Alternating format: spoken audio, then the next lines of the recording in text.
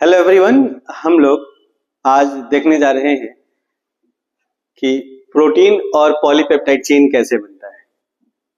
Protein जो कि polymer of amino acid added together by peptide bond. तो हम लोग सबसे पहले ये देखेंगे कि प्रोटीन बनाने के लिए क्या चाहिए। अमीनो एसिड चाहिए। ये देखिए, ये अमीनो एसिड्स है। आप नाम आई होप कि आपको पता होगा। ये अमीनो एसिड्स हैं जिनमें से आप देख सकते हैं ये है methionine, valine, isoleucine, proline, glycine, alanine, leucine, tryptophan, tyrosine, phenylalanine, cysteine. ये सारे नाम आप देख सकते हैं। यही 20 स्टैंडर्ड अमीनो एसिड होते हैं। स्टैंडर्ड तो क्या है? स्टैंडर्ड का मतलब ये ऐसे अमीनो एसिड हैं जिनका जेनेटिक कोड पाया जाता है। अब आप कहेंगे सर दो और हैं, सेलेनोसिस्टीन, पायरोलाइसिन, तो वो पोस्ट ट्रांसलेशनली या एक्सेप्शनली ऐड होते हैं, वो अलग है, ये अलग है। मेनली 20 अमीनो एसिड्स हैं जो कि प्रोटीन में ऐड होते हैं। जेनेटिक कोड पाया जाता है, ट्रांसलेशनली ऐड होते हैं, इसीलिए हम ये 20 अमीनो एसिड के बारे में बात कर रहे हैं। तो ज्यादा बात नहीं करनी है, हमें पता है कि यही 20 अमीनो एसिड हैं जो पॉलीपेप्टाइड चेन को बनाएंगे। इसमें ये जो अमीनो एसिड आपको यहाँ पे दिखाई दे रहे होंगे, ये सब के सब हाइड्रोफोबिक है। ये हाइड्रोफोबिक है, ये हाइड्रोफोबिक है। ये एरोमेटिक होते हुए भी हाइड्रोफिलिक है। हाइड्रोफिलिक टायरोसिन जो है वो हाइड्रोफिलिक होता है। अच्छा, बाकी ये सब के सब हाइड्रोफिलिक है। और इधर सिस्टीन, थ्रियोनिन, ग्लूटामिन, एस्पेराजिन और serine, they are neutral but hydrophilic. और इधर जो दिखाए गए हैं दीज आर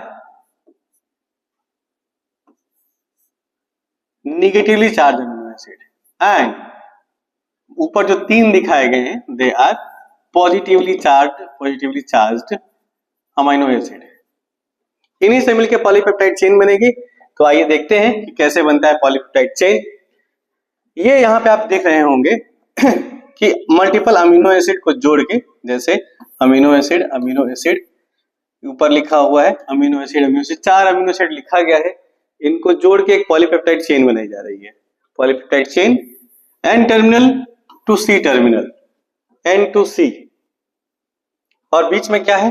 ये सॉरी, ये नहीं, इसको मैं मिटा सकता हूं। इसको मिटा देना ही सही रहेगा। ठीक है, ये नहीं, ये अमीनो एसिड से अमीनो एसिड को जोड़ने वाला जो बॉन्ड है वो है पेप्टाइड बॉन्ड। पेप्टाइड बॉन्ड ऐसे ही जुड़ेंगे। तो आगे देखिए कि ये जो है, ठीक है, जो ऐसे जुड़े हुए हैं यहां पे 2 अमीनो एसिड हमने दिखा दिया। बेसिक स्ट्रक्चर है अमीनो एसिड का, शायद आपको पता ही होगा और पता ही होना चाहिए कि यहां पे कार्बोक्सिलिक कार्बन है और कार्बोक्सिलिक कार्बन से अटैच जो कार्बन होता है वो होता है अल्फा कार्बन। ये है आर ग्रुप, और आर ग्रुप में अगर कोई कार्बन होता तो उसको हम बोल देते बीटा कार्बन, और होता तो हम उसको बोल देते गामा कार्बन। और ये अमीनो ग्रुप है, NH2 अमीनो ग्रुप है। यहाँ पे COOH, यहाँ पे भी ये भी अमीनो ग्रुप है, और ये कार्बोक्सिलिक कार्बन है।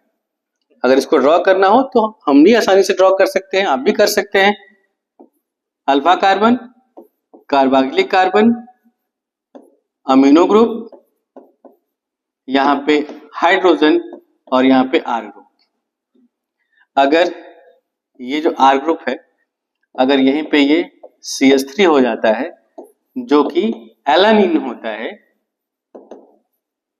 अगर कुछ ऐसा होता है तो ये जो अल्फा कार्बन है, अल्फा कार्बन, इसको हम लोग कहेंगे chiral carbon. Chiral carbon, chiral carbon. अब कायरल कार्बन की क्या प्रॉपर्टी होती है?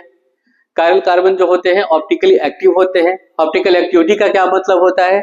Optically active molecules are those molecules that can rotate the plane of polarized light, वो प्लेन ऑफ पोलराइज्ड लाइट को रोटेट कर सकते हैं, कर देते हैं। तो ठीक है, आगे बढ़ते हैं कि एलानिन देखा आपने, एलानिन जो है वो क्या है, ऑप्टिकली एक्टिव होगा, कायरल कार्बन इसमें है। वही अगर ग्लाइसिन की बात करें, सबसे सिंपलेस्ट अमीनो एसिड होता है ग्लाइसिन, जैसे कार्बन COOH NH2 H और H। अब यहाँ पे इस कार्बन के पास डिफरेंट ग्रुप्स नहीं जुड़े हुए हैं, तो इसीलिए इसको कह दिया जाता है अकाइरल। ये हो गया अकाइरल। अब यही अमीनो एसिड को हमें क्या करना है, जोड़ना है आपस में और बनाना है पेप्टाइड बॉन्ड। तो क्या हुआ, यहां देखिए,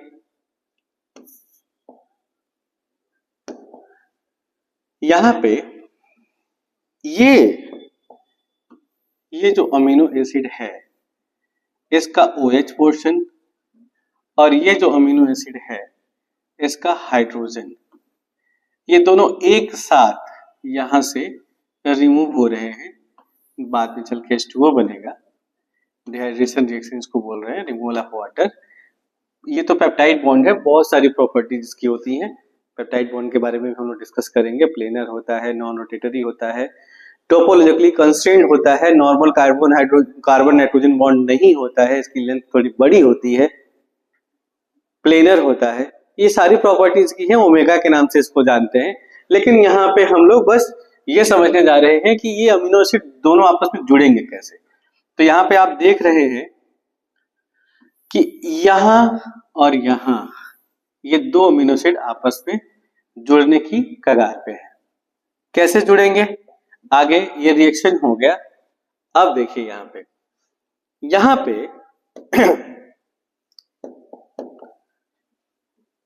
ये जुड़ने जा रहे हैं, जुड़ गए, ठीक है। और यहां पे पेप्टाइड बॉन्ड का फॉर्मेशन हो चुका है, ये हो गया पेप्टाइड बॉन्ड। पेप्टाइड बॉन्ड आसान है, आप भी कर सकते हैं इसको। वैसे ही यहां नीचे भी दिखाया गया है, ये देखिए नीचे भी दिखाया गया है ये सारी चीजें कि एक अमीनो एसिड ये है R1 R2 R3, ये तीनों जोड़ेंगे, OH रिमूव होगा और ये जाके पॉलीपेप्टाइड चेन का फॉर्मेशन कर देंगे, ठीक है। नेक्स्ट में हम देखेंगे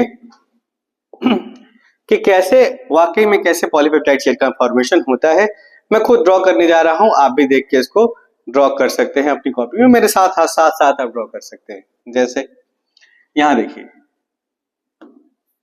NCCOOH और यहाँ पे हाइड्रोजन और यहाँ पे है R2, R1 लिख देते हैं, यहाँ पे NH2। एक और अमीनो एसिड जो कि HNHCHR2 COOH। यहाँ पे हो सकता है कि आपका ध्यान जाए कि दोनों R ग्रुप सेम सिस पोजीशन में है, लेकिन नॉर्मली ऐसा नहीं होता है, दोनों सिस पोजीशन में नहीं होते हैं, ट्रांस पोजीशन में रहते हैं क्योंकि स्टेरिक क्लास ना आ जाए। लेकिन यहाँ पे क्या होगा, यहाँ पे यही होगा कि ये OH और ये H यहाँ से निकलेगा और जो बचे हुए हैं वो आपस में आके जुड़ेंगे यहाँ पे। तो ये देखिएगा कार्बन C और ये देखिए पार्शियल डबल बॉन्ड नाइट्रोजन, और ये देखिए यहाँ पे NH2 और C डबल बॉन्ड O, यहां से R1 और इधर हाइड्रोजन जो यहाँ पे है कार्बन COOH, यहाँ पे R2 और यहीं पे आपको अल्फा कार्बन से अटैच्ड एक हाइड्रोजन भी दिखाया जाएगा। अच्छा, ये हाइड्रोजन जो है ना, ये थोड़ा स्मॉलर होता है, स्मॉलर लिखा जाता है, होता नहीं है, तो बराबर साइज का होगा। स्मॉलर लिखा जाता है। स्मॉलर लिखा इसलिए जाता है क्योंकि 3D स्पेस में अगर देखेंगे, 3D मॉडल इसका देखेंगे तो ये पीछे दिखाई देता है। ठीक है, अभी मैं उसको दिखाऊंगा कि पीछे दिखाई देने का क्या मतलब है। और ये देखिए यहां से लेके यहां तक ये हो गया पेप्टाइड बॉन्ड, पेप्टाइड बॉन्ड, ये हो गया पेप्टाइड बॉन्ड। ये तो 2D स्ट्रक्चर है। अगर ध्यान से देखा जाए, यहां देखिएगा तो यहां पे है NCC, फिर से NCC। आगे भी बढ़ेंगे तो ऐसे ही दिखाई देगा। मैं ड्रॉ करके दिखाता हूं, देखिएगा यहां पे NCC partial double bond, NCC partial double bond, NCC partial double bond, NCC partial double bond, NCCOOH हो गया। और यहां पे NH2, R1 R2 position, R group जोड़ दिया जाए। ये देखिएगा यहाँ पे ये R1, फिर NC है, यहाँ पे R2, फिर NC है, यहाँ पे R3, फिर NC है, यहाँ पे R4, फिर NC है, यहाँ पे R5। अब यहां देखिए जहां जहां पे कार्बोक्सिलिक ऑक्सीजन होगा, कार्बोक्सिलिक ग्रुप होगा कार्बन, वहां पे C double bond O, C double bond O, C double bond O, C double bond O। और जहां पे नाइट्रोजन है वहां पे hydrogen, hydrogen, hydrogen and hydrogen. और जहां पे देख सकते हैं, जहां पे अल्फा कार्बन है, कहां पे अल्फा कार्बन है, ये देखिए अल्फा कार्बन, जहां से R ग्रुप जुड़ा हुआ है, तो आसानी से हम यहाँ पे लिख सकते हैं कि हाइड्रोजन, ये देखिए यहाँ पे हाइड्रोजन, हाइड्रोजन, हाइड्रोजन, हाइड्रोजन। अब पेप्टाइड बॉन्ड, पेप्टाइड बॉन्ड देखिए, ये देखिए ये रहा पेप्टाइड बॉन्ड, ये रहा पेप्टाइड बॉन्ड, ये रहा पेप्टाइड बॉन्ड, पेप्टाइड बॉन्ड। आपको 5 अमीनो एसिड दिखाई दे रहे हैं। देखिए यहाँ पे 5 अमीनो एसिड दिखाई दे रहे हैं, 1 से लेके R1 से लेके R5 तक, और 1 2 3 4 पेप्टाइड बॉन्ड आपको दिखाई दे रहे हैं। यह पॉलीपेप्टाइड चेन जो कि N terminal to C terminal बनी हुई है। ये तो 2D में है। आइए हम देखते हैं कि 3D में कैसे बनेगा। 3D में बनाने के लिए हमें कुछ नहीं करना है, बस इतना ही कर देना है कि लिख देना है इसको। कैसे, ये देखिए NCC partial double bond, NCC partial double bond, NCC partial double bond, NCC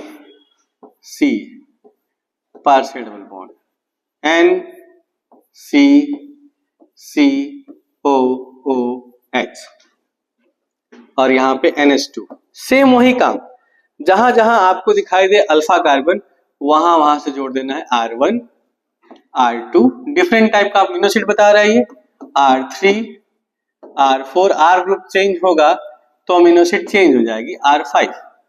अब जहां जहां पे कार्बोक्सिलिक कार्बन है वहां पे C double bond O, C double bond O, C double bond O, C double bond O। जहां जहां पे अमीनो ग्रुप है NH, NH, NH, NH। और फिर से लास्ट में जहां जहां पे अल्फा कार्बन है वहां पे hydrogen, hydrogen, hydrogen, hydrogen, hydrogen दिख गया आसानी से। यहाँ पे आप अब पेप्टाइड बॉन्ड देखिए, ये रहा peptide bond, peptide bond, peptide bond, peptide bond. ये 4 पेप्टाइड बॉन्ड भी दिख गया। 3D में आपको ऐसे दिखाई देगा। 3D में मैं बना के आपको नेक्स्ट लेक्चर में जरूर दिखा दूंगा। अगर आपको वीडियो ठीक लग रहा है, समझ में आ रहा है, तो लाइक कर दीजिए, सब्सक्राइब कर दीजिए, बेल आइकन प्रेस कर दीजिए। नेक्स्ट लेक्चर में हम लोग देखते हैं कि हाइड्रोजन ये पीछे क्यों है और पॉलीपेप्टाइड चेन में R1, R2, R3 या R ग्रुप का क्या इंपॉर्टेंस है। Thank you so much.